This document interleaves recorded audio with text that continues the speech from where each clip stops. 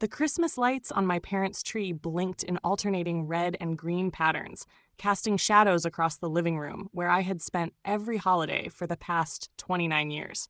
Some things never changed. The ornaments were the same from my childhood, the angel on top tilted slightly to the left, and my family's view of my life choices remained as fixed as ever. "Sarah, honey, have you updated your resume lately?" My mom called from the kitchen. Her tone a mix of concern and mild disappointment I'd learned to recognize by age 12. I carefully hung a silver bell on a lower branch. "I'm not job hunting, Mom." "Well, you should be." She appeared with a tray of cookies, the same sugar cookies she made every year, shaped like trees and stars. "You can't just drift from one thing to another. You're almost 30. "I know my age," I said. Dad looked up from his newspaper, reading glasses perched on his nose. "Your mother's right. It's time to settle down. Find a stable position, maybe administration. Didn't Cousin Linda get you that interview at her insurance company?" "I didn't go." "Exactly the problem." He folded the newspaper carefully. "You can't be picky when you don't have steady employment. Any job is better than none." My older brother, Michael, walked in from the garage, brushing snow off his shoulders. He'd driven up from Boston with his wife, Jennifer, and their 2 kids. Michael was a dentist, successful, respected, the kind of future parents dreamed of for their children. "What is it this time? Freelance consulting? Entrepreneur? Digital nomad?" he asked, grabbing a cookie and grinning. "I have a job, Michael." "Right, the mysterious tech thing you never explain," he said, biting into the cookie. Mom interjected. "She's been doing this for 3 years, working from home on her laptop without explaining what she actually does. No steady paycheck. It's not sustainable." I had tried explaining after leaving my senior software engineer position at Microsoft to start Data Flow Solutions. I described our platform, a revolutionary data analytics tool using machine learning to help healthcare systems predict patient outcomes and optimize resources. Mom had smiled politely and suggested going back to school to become a nurse. "I am helping people, Mom. Our platform helps hospitals save lives." "But it's not a real job, is it? Working from your apartment? No office? No benefits? What happens when you get sick? What about retirement?" That had been 3 years ago. Since then, I had stopped explaining. Data Flow Solutions had grown from just me and my co-founder Lisa in my apartment to a team of 85 across 3 offices. We had secured $180 million in Series B funding, and our clients included Johns Hopkins, Mayo Clinic, and Cleveland Clinic. Last month, the CDC contracted us to build a national pandemic preparedness system, yet my family still thought I was unemployed. "Sarah could come work at my practice," Michael offered, sprawling on the couch. "I need someone to manage the front desk, steady, with benefits and paid vacation." "That's very kind, Michael, but I'm fine where I am," I said, adjusting another ornament. "Where you are is nowhere," Dad said, matter-of-factly. "You're spinning your wheels. At your age, your mother and I had steady careers, a house, savings. You're still in that tiny apartment. No husband, no clear career path." My apartment was a 2-bedroom loft in Seattle's Capitol Hill that I had purchased outright for $1.2 million, but they'd only seen it once and focused on how I could make better use of the second bedroom. I hadn't corrected them. "Dinner's almost ready," Mom announced. "Sarah, could you set the table?" The dining room was already decorated, centerpiece arranged, china out. I began placing silverware as conversation drifted around me. Michael's practice, his kids' achievements, Jennifer's promotion, my cousin's engagement. "And what about you, Sarah?" Aunt Carol asked as we sat down. "She's between opportunities," Mom said quickly, passing the mashed potatoes. "I'm not. The job market is tough," I said. "My neighbor's daughter was unemployed for 6 months before finding a job at Starbucks." "Not ideal, but at least it's income," Aunt Carol said. "Sarah's situation is different," Dad added. "She has a degree, computer science from MIT. She's overqualified for many jobs, but lacks practical experience employers want." Michael raised his wine glass. "Here's hoping the new year brings better opportunities." Everyone drank. I ate in silence. After dinner, we moved to the living room. The TV played holiday programming. Mom handed out presents while Dad poked at the fireplace. "This is for you, Sarah," Mom said, giving me a wrapped box. Practical, as usual. I unwrapped a leather portfolio with a notepad, pen, and business card holder. For interviews, she said, first impressions matter. Thank you, I said. There's something else. Dad handed me an envelope. Your mother and I know money's probably tight. This should help tide you over until you get back on your feet. Inside was a $5,000 check. Mom, Dad, I can't. We insist, Mom said firmly. You're our daughter. Use it for rent, groceries, whatever you need. And please commit to finding something stable in January. No more freelance consultant nonsense. Michael leaned over and whistled. Generous. When I was your age, I was established. She needs motivation, Jennifer said gently. I folded the check and set it on the coffee table. I appreciate it, but I don't need financial help, I said. Pride isn't going to pay your bills, Dad said. Take the money. I'm not being prideful. I don't need it. Mom interrupted. You say that, but we never see evidence. No steady job, no career progress. The TV suddenly got louder. My nephew had grabbed the remote while reaching for a cookie. Breaking news this Christmas evening, the CNN anchor said, filling the room. We're interrupting our holiday programming for a major technology story developing throughout the day. Turn that down, sweetie, Jennifer said. But the screen had already changed. The CNN logo appeared with a red breaking news banner. A mystery tech founder has been revealed, the anchor continued. The anonymous leader of Data Flow Solutions, one of America's fastest-growing healthcare technology companies, has finally been confirmed. For 3 years, the company maintained strict privacy about its leadership, but CNN has learned exclusively. My phone buzzed. A text from Lisa, my co-founder. I know you're with family. Sorry, the story leaked early. It's everywhere. Data Flow Solutions had made headlines earlier this year after securing $180 million in funding, the anchor said. Its healthcare analytics platform had been adopted by over 400 hospitals nationwide and credited with saving an estimated 10,000 lives through improved patient outcome predictions. Mom reached for the remote. Let's find something more festive. Wait, Michael said, sitting up straighter. That company name sounds familiar. The anchor continued. The founder, previously anonymous, has now been identified as 29-year-old Sarah Mitchell, a former Microsoft engineer who left her position 3 years ago to start the company from her Seattle apartment. The room went silent. My photo appeared on screen, my official press photo for the Forbes feature set to run in January. Somehow CNN had it early. That's Sarah, Aunt Carol said, pointing at the screen. The anchor added, Mitchell personally owns 68% of Data Flow Solutions, which at its current valuation of $2.1 billion makes her net worth approximately $1.4 billion. Dad's wine glass slipped from his hand, red wine splashing across the carpet. No one moved to clean it. That can't be right, Sarah, Mom said. The broadcast continued. Mitchell, who graduated from MIT in computer science and biomedical engineering, developed Data Flow's core technology while at Microsoft. The platform uses advanced machine learning to analyze patient data in real time, helping healthcare providers predict complications, optimize treatment, and allocate resources efficiently. Footage cut to Johns Hopkins Hospital. A doctor in scrubs spoke from a busy ICU. The predictive accuracy is unlike anything we've seen. Patient mortality has dropped 23% since implementation. Sarah Mitchell's technology saves lives every day.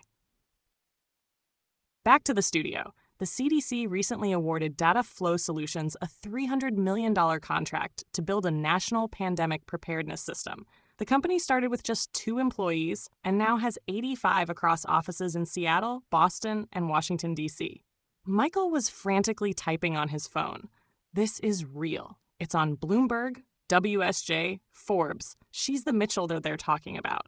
Mitchell has been notoriously rarely giving interviews or appearing publicly, the anchor said. Those who work with her describe a brilliant, driven innovator fundamentally changing healthcare technology. A clip from a medical technology conference played. The moderator said, Data Flow's founder is a genius. Achieving this by 30 while remaining anonymous is remarkable. Wait, Jennifer said, voice faint. You own a billion-dollar company? $2.1 billion? Michael corrected, eyes glued to his phone. Current valuation. Sarah, is this really you? The TV switched to a screenshot of the Forbes article, originally scheduled for January. The Invisible Billionaire, How Sarah Mitchell Built Healthcare's Secret Empire. Mom gasped, somewhere between shock and awe. The anchor continued. We reached out to Mitchell for comment. Her representatives declined, but the company confirmed her identity and released this statement. Data Flow Solutions was founded to save lives through better data. Our founder's vision and leadership have made that mission a reality across hospitals in America. Dad finally spoke. Sarah? I looked around at my family. Mom pale, Dad visibly shaken, Michael cycling through shock and confusion, possibly embarrassment. It's true, I said simply. But, you said. Mom couldn't finish. I tried to tell you multiple times. You didn't want to hear it. You said you worked in tech. Michael protested, gesturing at the TV showing our Seattle Hill headquarters. You didn't say you owned. I founded a healthcare technology company, I said. I explained what we do. You told me it wasn't a real job, Dad muttered. CNN cut to tech analyst David Chin. Sarah Mitchell's work is one of the most important healthcare innovations of the decade. Her predictive algorithms are saving thousands of lives, all achieved in 3 years. Starting from her apartment with initial self-funding and a small angel investment, she kept 68% ownership, which is almost unheard of in tech. Jennifer, reading her phone, said, It mentions your apartment. Says you bought it for $1 million? $1.2 million, I corrected quietly. The article was wrong. Aunt Carol covered her mouth in disbelief. The other remarkable aspect, the analyst continued, is Mitchell's intentional anonymity. In an industry obsessed with founder celebrity, she remained almost completely unknown outside healthcare circles. No social media, no conferences, no interviews, just focus on technology and mission. She believes the work should speak for itself, not her fame. Mom stood abruptly at the window, shoulders shaking. Dad rubbed his face with both hands. The check, he said. We gave you $5,000. I know you're a billionaire, and we gave you $5,000 because we thought you couldn't pay rent. I know, Dad, I said. Michael scrolled through article after article. This says you turned down a $900 million acquisition from Google last year. $900 million. And you said no? It wasn't enough, I said. They wanted control of the technology. I wasn't willing to give that up. Michael's voice cracked. I've spent 12 years building a practice worth maybe $2 million, and you turned down $900 million because it wasn't enough? It wasn't about the money, I replied. It was about keeping the mission intact, saving lives. That's why I started this company. Jennifer set her phone down carefully. This article says Johns Hopkins credits your platform with reducing ICU mortality by 23%. Do you understand what that means? Yes, I said. Approximately 400 fewer patients died in their ICU last year than would have without our system. 400 people are alive because of the technology, the team, the mission. You just built a billion-dollar company that's saving hundreds of lives. And you never mentioned it, Jennifer echoed. I tried. No one wanted to listen, I said. Mom turned from the window, tears streaming. I called it a phase. I told Carol you were going through an unemployment phase. I know, I said. I gave you a portfolio case for job interviews. I know, Mom. I've been telling everyone my daughter can't keep a steady job, she began, but paused, gesturing helplessly at the TV. The broadcast had moved to a hospital administrator. Before data flow, we made treatment decisions based on experience and instinct. Now we have data-driven insights that dramatically improve outcomes. This technology will be standard in every hospital within 5 years. Sarah Mitchell's company is the future of healthcare. Dad picked up the envelope with the check still inside. You must think we're idiots. No, I said. You tried to give me money. Career advice. Suggested I work as a receptionist at Michael's practice. Thought you were trying to help. I understand that. You let us think you were failing. I told you I wasn't, I said. You didn't believe me because you never showed us. You never brought us to your office or explained the scope. I tried, Dad. Remember 2 Christmases ago? I explained the funding round, hospital partnerships, CDC interest. You said it sounded like a scam. Told me to find a real job. Michael was still scrolling. There's a profile in MIT's alumni magazine from 6 months ago. It's all here, everything you've accomplished. Did you send us this? I did, to the family email list. I don't remember seeing it, he said. I probably deleted it. I thought it was spam. Another phone rang. Then another. Aunt Carol answered hers. Yes, that's my niece. The one on CNN? No, we had no idea. We thought she was unemployed. She hung up, dazed. Mom's phone buzzed repeatedly. She glanced, then set it down as if burned. Everyone was texting, asking about me, why we never mentioned I was what I was. She gestured helplessly at the TV, now discussing market implications. Data flow's technology could be worth far more than $2.1 billion, the analyst said. If they expand internationally or develop new applications, the company could be worth $10 billion or more within 5 years. Jennifer suddenly stood. I need air, she said, walking to the front door, opening it, and just standing there. The twins, who had been playing quietly, finally spoke. Is Aunt Sarah famous? Yes, buddy, Michael said quietly. Cool. Is she rich like Iron Man? Richer? Probably, Michael said. Dad cleared his throat. We owe you an apology. Do you? I asked. Man, of course. We've treated you like a failure for 3 years while you were building something extraordinary. You treated me the way you wanted to see me. I tried to correct that perception. You weren't interested. Every time I tried to explain, you changed the subject, offered career advice, or suggested dental receptionist positions. You didn't want to hear about my success because it didn't fit your narrative. Mom wiped her eyes. Why didn't you force us to understand? How? I showed you articles, explained the technology, invited you to the office. You were always too busy or not interested. At some point, I realized you needed me to be the unsuccessful daughter. It made Michael's achievements stand out more. That's not true, Michael said, voice lacking conviction. Isn't it? Be honest. When was the last time Mom and Dad spent an entire dinner talking about your accomplishments without comparing them to mine? He didn't answer. I'm the measuring stick for failure in this family. The weird one who liked computers too much, made unconventional choices, didn't follow the standard path. And I'm okay with that. I stopped needing your approval 3 years ago when I took the risk to start this company. We're your family, Dad said. You should need our approval. No, Dad. I need support. There's a difference. Approval means you judge whether my choices meet your standards. Support means you trust me to make decisions and back me up. The TV now showed footage of our Boston office. Employees walking through modern workspaces, standing desks, glass-walled conference rooms. The reporter narrated, the company culture at Data Flow is exceptional. Mitchell prioritizes employee well-being, offers generous benefits, and maintains a mission-focused environment. Employee reviews consistently rate it as one of the best places to work in tech. Aunt Carol's phone rang again. She glanced, declined, then silenced it. Everyone in town will know by tomorrow. Everyone in the country knows now, Jennifer said from the doorway. Michael corrected, looking at his phone. BBC is covering it. So is Reuters. You're trending #1 on Twitter. I checked my own phone. 63 missed calls, 147 texts, hundreds of emails. My PR team was in meltdown in Slack.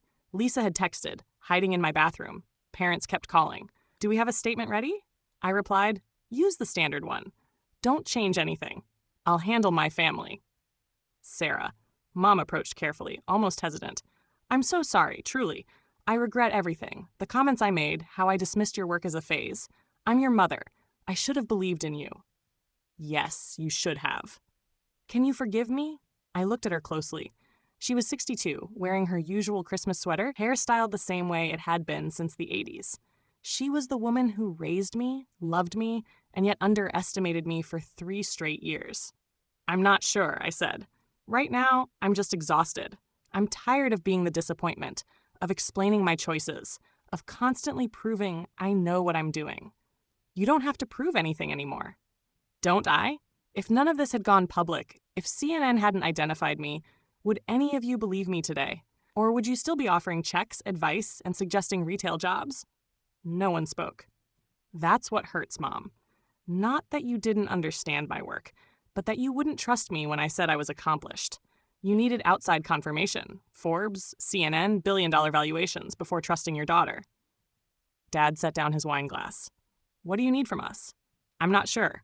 Maybe acknowledgement. Recognition that you were wrong and I was right. That my decisions were sound even when they didn't match yours. You were right, he said immediately, about the company, the mission, every decision. You were right, and we were wrong. And you're brilliant.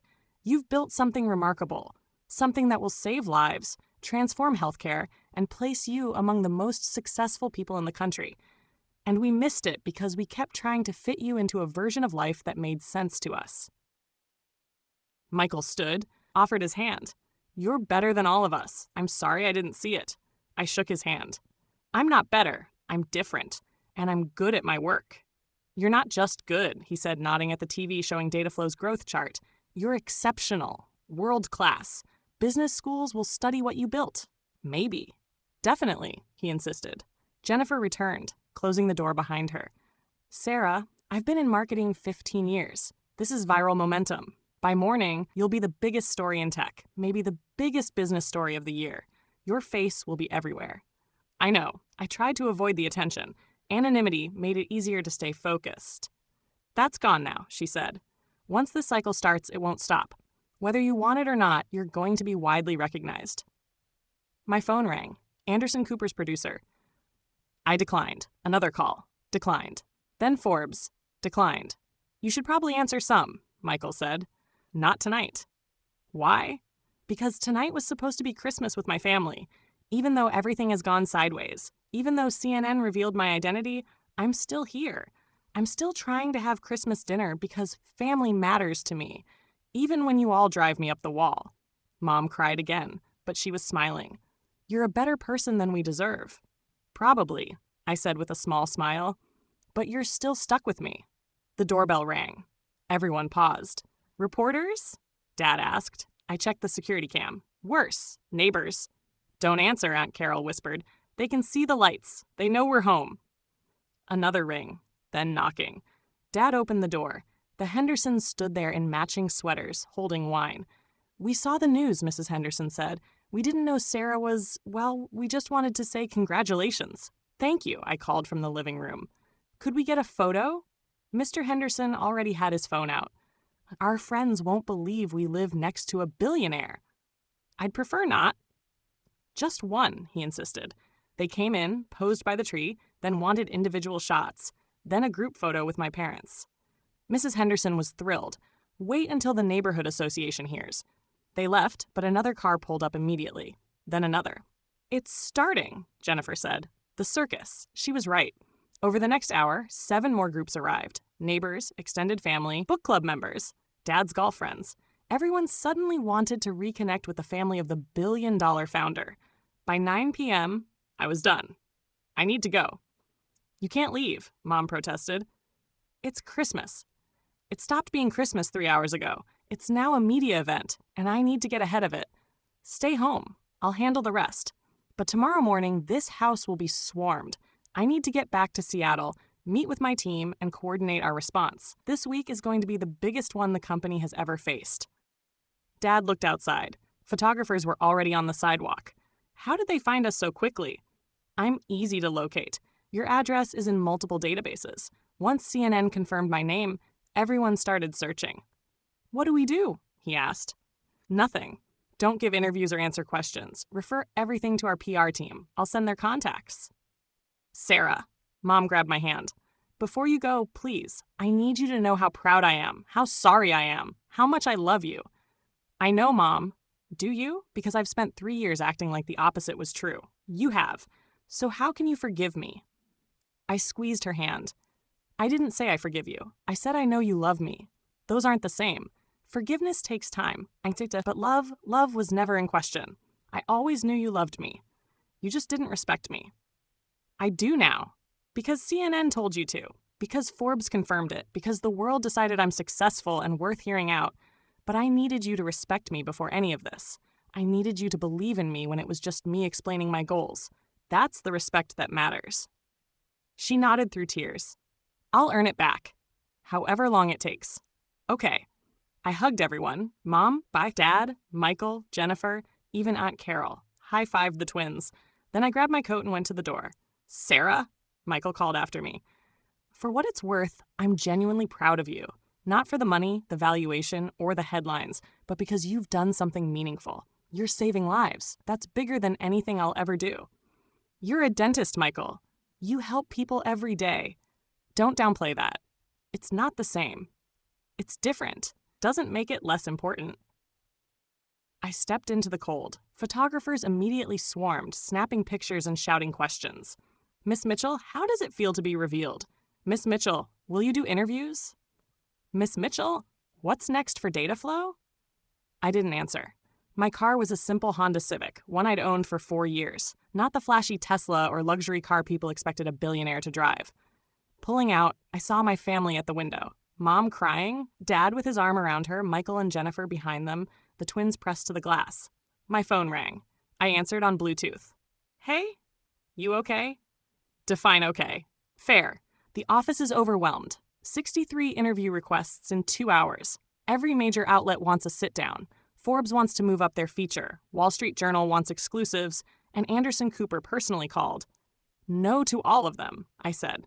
We can't ignore this. You're the biggest story in tech. We need a media plan. Then here's the plan. 1 press conference tomorrow. We release a statement. I answer for 5 questions. Then we go back to work. 1 press conference won't be enough. It has to be, Lisa, we didn't build this company to make me famous. We built it to save lives. That mission doesn't change because CNN revealed my name.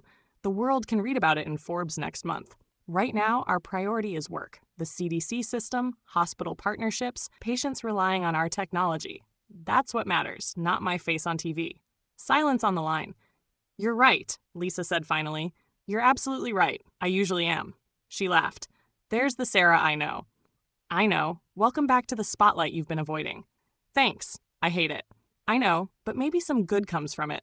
Young women inspired to pursue tech, better investment opportunities, stronger partnerships. And your family? Are they okay? They will be eventually, once they realize their unemployed daughter is actually a billionaire who protected her privacy for 3 years. Tell that to my mother, I muttered. I drove through quiet streets toward the highway. Behind me, the neighborhood was filled with reporters and camera crews drawn to proximity to wealth and success. Ahead was Seattle, my workspace, the mission that mattered. My phone buzzed. A text from Mom, I love you. I'm sorry. I'm so sorry. I replied, I know. Love you too. Talk tomorrow. Another text from Michael. You really turned down $900 million. You're insane, but also kind of my hero. I smiled. The highway stretched dark and empty. Ahead was the rest of my life, now lived publicly, scrutinized, analyzed by people who hadn't noticed me before. But ahead also was the work, the mission, the patients whose lives would be saved by technology I'd spent 3 years building while my family assumed I was unemployed. That made it all worthwhile. Even the chaos, the exposure, the Christmas dinner where CNN revealed my identity, everything fell into place. I turned up the radio, holiday music filling the car, and laughed. In the absurdity and chaos of my exposure, the timing was almost perfect. After 3 years of underestimation, CNN chose Christmas Day, the one day we were together, the day they handed me career advice and checks, to prove them spectacularly, publicly, and irrevocably wrong. If I'd planned it myself, I couldn't have done better.